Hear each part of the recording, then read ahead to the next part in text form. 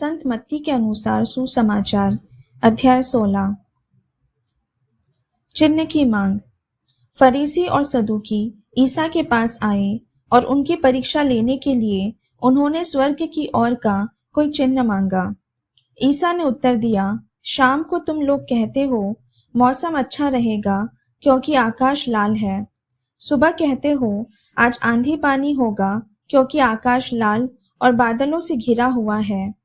यदि तुम लोग आकाश की सूरत पहचान सकते हो तो समय के लक्षण क्यों नहीं पहचानते। यह दुष्ट और विधर्मी पीढ़ी एक चिन्ह मांगती है, परंतु नबी योनस के चिन्ह को छोड़कर इसे और कोई चिन्ह नहीं दिया जाएगा। इस पर ईसा उन्हें छोड़कर चले गए। फरीसियों का खमीर। समुद्र के उस पार जाते समय शिष्य अपने साथ रोटियां लेना भूल गए थे।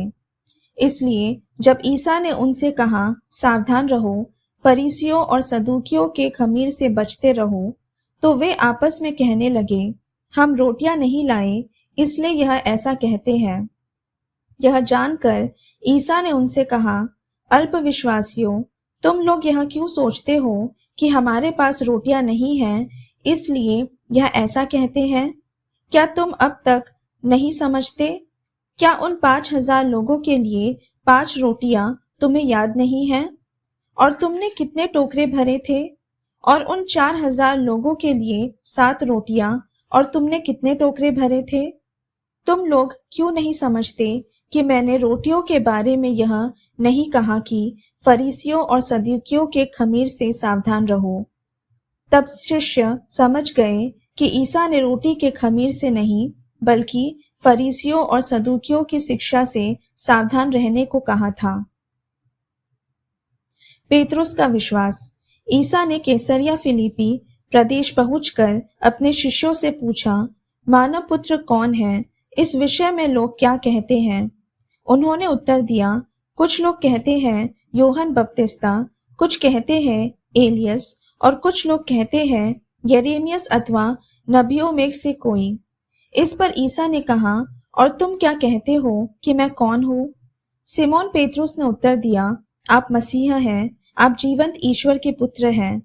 इस पर ईसा ने उससे कहा, सिमोन योनस के पुत्र, तुम धन्य हो, क्योंकि किसी निरे मनुष्य ने नहीं बल्कि मेरे स्वर्गिक पिता ने तुम पर यह प्रकट किया है।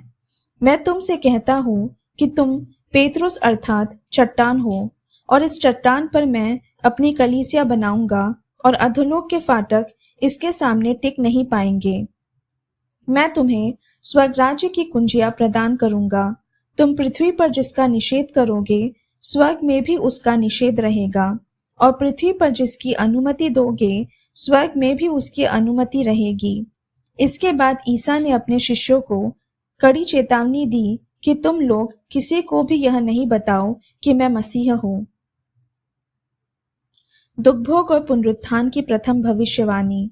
उस समय से ईसा अपने शिष्यों को यह समझाने लगे कि मुझे यरूशलेम जाना होगा, नेताओं, महायाजकों और शास्त्रियों की ओर से बहुत दुख उठाना, मार डाला जाना और तीसरे दिन जी उठना होगा। पेतरुस ईसा को अलग ले गया और उन्हें यह कहते हुए फटकारने लगा, ईश्वर ऐसा ना करे, प्रभु, यह आप पर कभी नहीं बीतेगी। इस पर ईसा ने मुड़कर पेतरुस से कहा, हट जाओ शैतान, तुम मेरे रास्ते में बाधा बन रहे हो। तुम ईश्वर की बातें नहीं बल्कि मनुष्यों की बातें सोचते हो। आत्मत्याग की आवश्यकता। इसके बाद ईसा ने अपने शिष्यों से कहा, जो मेरा अनुसरण करना चाहता है वह आत्मत्याग करे और अपना क्रूस उठाकर मेरे पीछे हो ले, क्योंकि जो अपना जीवन सुरक्षित रखना चाहता है वह उसे खो देगा, और जो मेरे कारण अपना जीवन खो देता है वह उसे सुरक्षित रखेगा।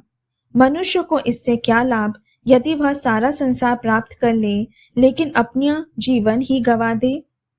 अपने जीवन के बदले मनुष्य दे ही क्या सकता है? क्योंकि मानव पुत्र अपने स्वर्गदूतों के साथ अपने पिता की महिमा सहित आएगा और वह प्रत्येक मनुष्य को उसके कर्म का फल देगा। मैं तुमसे कहता हूँ, यहाँ कुछ ऐसे लोग विद्यमान हैं जो तब तक नहीं मरेंगे जब तक वे मानव पुत्र को राजकीय प्रताप के साथ आता हुआ न देख ले। प्रभु की वाणी। ईश्वर को धन्यवाद।